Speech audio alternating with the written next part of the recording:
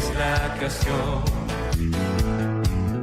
Harás cumplir siempre todos tus planes para traer la gloria para ti y la gloria, gloria. Usamos nuestras voces para adorar y la gloria, gloria. Daremos solo a ti adoración.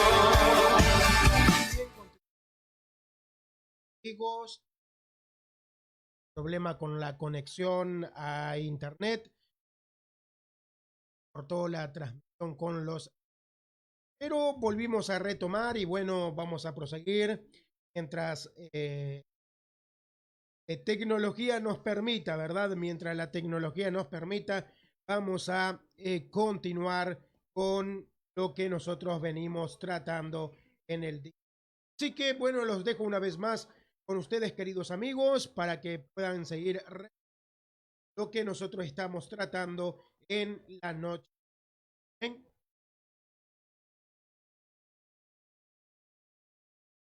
Bueno, mi hermano, yo dije 45 minutos, ya creo que pasaron los 45 minutos, pero es que el tema está muy interesante, mi hermano. O sea, es primera vez que nos pasa esto. Es más,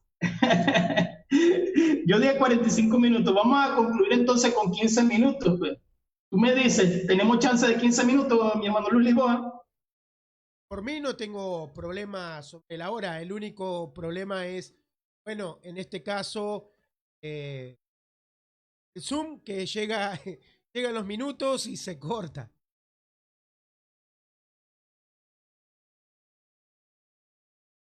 Dime cuánto tiempo te queda ahí de Zoom. De Zoom tenemos 40 minutos ahora. Dale, pues ahora sí, dale. El hermano Arlington, puedes continuar, mi hermano. Muy bien, gracias. Vamos a redondear.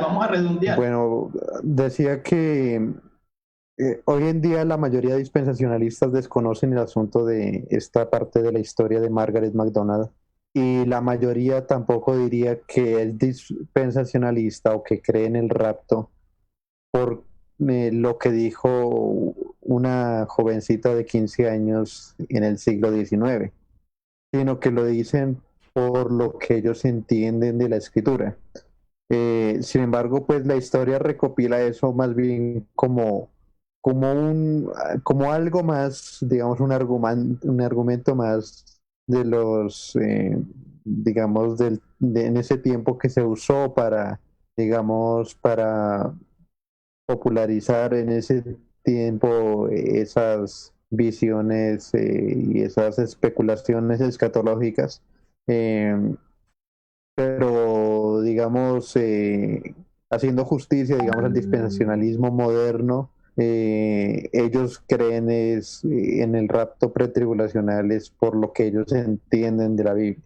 Y bueno, sí, efectivamente, el ministro Irving fue excomulgado, fue creciendo, digamos, el dispensacionalismo, y es diferente, hay varios matices de dispensacionalismo.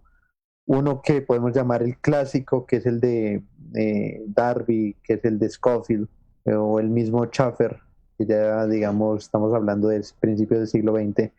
Pero la teología reformada, por supuesto, o sea, digamos, el dispensacionalismo irrumpe en el cristianismo como algo que se opone a lo que ha sido la teología reformada desde el siglo XVI. Y por supuesto, ante estas novedades escatológicas y teológicas, la teología reformada reacciona y responde y objeta al dispensacionalismo. Fruto de esas objeciones y de esas, digamos, de esos ataques desde la teología reformada al dispensacionalismo, es que en los 60 el dispensacionalismo se tiene que ver forzado a revisarse. Y entonces ahí llegan otros dispensacionalistas como Charles Ryrie, como John Walworth, como Dwight Pentecost, como Alba McLean, entre otros, que retoman, digamos, esas objeciones y las responden y tratan, digamos, de moderar ese dispensacionalismo clásico, que, digamos, era a veces muy vertical a tal punto que Scofield llegaba a decir que la salvación para Israel era por obras y la de la iglesia por gracia. Unas cosas ya muy extremas que lo fueron atenuando y moderando en ese dispensacionalismo.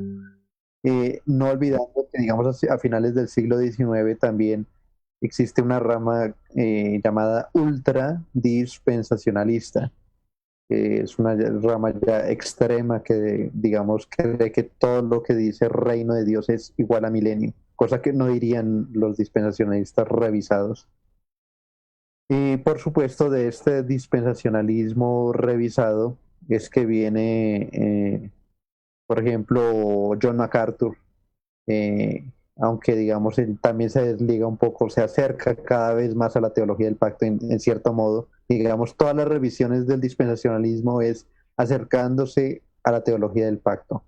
Y digamos ya en los 80s hay otra revisión nueva porque digamos nuevamente la teología reformada ataca ese dispensacionalismo revisado, se ven forzados a revisarse y tratan como de hacer un híbrido entre dispensacionalismo y teología del pacto, y es lo que se conoce como dispensacionalismo progresivo.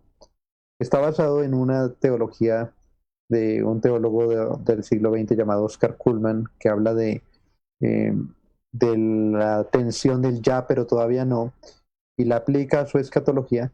Sin embargo, siguen siendo dispensacionalistas porque creen que todavía Dios no ha terminado de tratar con Israel a futuro. Entonces siguen manteniendo una distinción escatológica entre Israel y la iglesia. Pero digamos, esas son las últimas corrientes dispensacionales, dispensacionalismo progresivo. Y básicamente lo que hoy permanece dentro del seno del dispensacionalismo es dispensacionalismo revisado y progresivo. Clásico ya casi no hay, ultra tampoco. O si no, pues han habido también casos, sobre todo en Estados Unidos, que el dispensacionalismo pues ha llegado a caer a un punto que muchos seminarios, por ejemplo, que antiguamente fueron dispensacionales, como el mismo seminario de Dallas, ya casi no son dispensacionales, o algunos renunciaron totalmente al dispensacionalismo. Ministerios como Coalición por el Evangelio, principalmente en Estados Unidos, pero también en Latinoamérica, también ha sido clave a la hora, digamos, de que muchos egresados de los grandes seminarios dispensacionales, hablamos de Master Seminary, del Dallas y bueno, otros, han llegado a salir, así como yo también, y como algunos de ustedes, fuimos dispensacionalistas y salimos de ahí hacia una postura reformada. Gloria a Dios. Bueno, mi hermano, vamos a ir concluyendo por motivo de la internet. Si no nos fuéramos alargados hasta las 6 de la mañana. Aquí son las 11 de la noche. También por motivo de que allá en Uruguay son las 12 de la noche, entonces mañana me imagino que el hermano Luis Lisboa le toca ir a su congregación, él es pastor. Mi hermano Leonardo, dame una opinión de conclusión. Bien, un pequeño detalle que se nos pasó por alto, también lo hace muy resumido, es que estamos tratando el tema del dispensacionalismo versus el amilenialismo desde el punto de vista histórico, previo al cristianismo y después obviamente el cristianismo. Ahora bien, alguien podría decirse, bueno, ¿y qué es el amilenialismo y qué es eso del dispensacionalismo? Bueno, básicamente, para no ir tan profundos, son dos posiciones escatológicas. Básicamente una plantea que la historia, el panorama de la historia está dividido en 7 dispensaciones y en este caso plantea que estamos en la 6ª dispensación y esperan la 7ª, que sería la del milenio. Una vez que termine la 7ª dispensación, entonces viene el estado eterno, que es el cielo nuevo y tierra nueva. Entonces, tiene una característica particular en que hace una distinción entre Israel y la Iglesia en cuanto a las promesas, y otra cosa es creen en el arrebatamiento pretribulacional. Esto es muy importante. Son dos características importantes de esta postura, y hace un énfasis sobre la interpretación muy estricta, literal de las escrituras. Quizás después se puede discutir en otra oportunidad sobre este tema. Bueno, son una de las características del dispensacionalismo. Otra, en contraste al milenialismo, a manera muy general, plantea que la historia está dividida en dos épocas. Esta época que inicia desde la creación hasta el fin del mundo, y desde el fin del mundo por el resto de la eternidad, en la historia como se divide muy sencillamente, y que el fin de esta época, de esta historia, termina con la venida de Cristo, la resurrección de los muertos, el juicio para los hombres, tanto castigos como recompensa, y pues subsiguiente a eso viene el estado eterno. En cuanto al tema del milenio, se ve como un periodo largo de tiempo, figurado por el número 1000, que está entre la primera y la segunda venida. Entonces, estas son las dos posturas, parten de mecanismos hermenéuticos diferentes y plantean cosas diferentes. Ahora, lo que pueden tener en común es que ambas creen lo esencial, que la venida corporal de Jesús, en la resurrección de los muertos, creen en la vida eterna y creen en el juicio final. Entonces, esto es muy importante, así que lo que hay son variaciones en otros temas. Otra cuestión particular del milenialismo, bueno, en realidad no es el milenialismo, las otras posturas lo comparten, y lo han compartido históricamente, es la unidad teológica del pueblo de Dios. Y desde el principio hasta el fin, Dios ha tenido un solo pueblo. Entonces, al final, Dios salvará una sola comunidad de personas, y esa comunidad es el pueblo de Dios, al que las escrituras llaman Israel, también el Israel de Dios. Así que bueno, es importante aclarar este concepto para entonces se entienda. Y habiendo dicho eso, bueno, paso entonces la palabra a mi hermano Luis Alfín. Bendiciones. Sí, mi hermano, exactamente, es una aclaratoria de las posiciones en general, claro.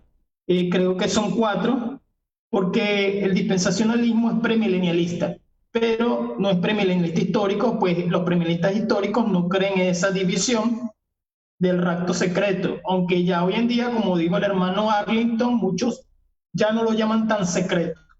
Sí creen en dos parusias, en griego, pero no lo llaman de esa manera. El otro punto es ese, el de la división de la venida de Cristo antes, pretribulacionista.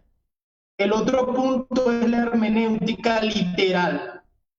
Toman la hermenéutica de una manera muy literal, sobre todo en los textos del Antiguo Testamento, mientras que el milenialismo viene de la escuela alegórica.